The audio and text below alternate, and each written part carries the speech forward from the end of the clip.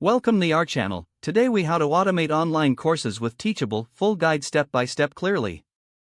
To automate online courses with Teachable, start by logging into your Teachable account.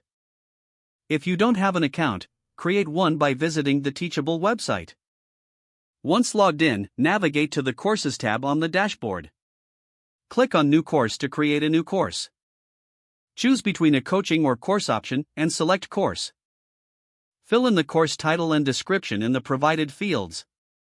Next, select a course image that represents your content.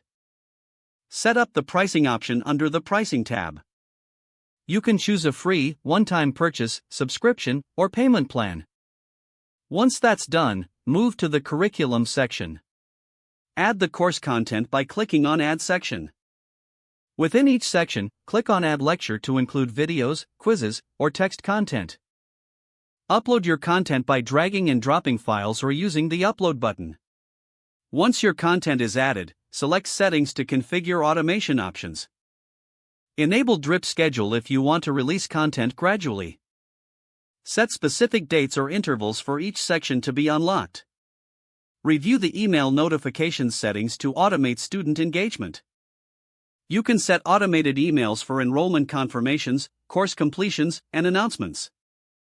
After configuring the settings, preview the course to ensure everything is in place.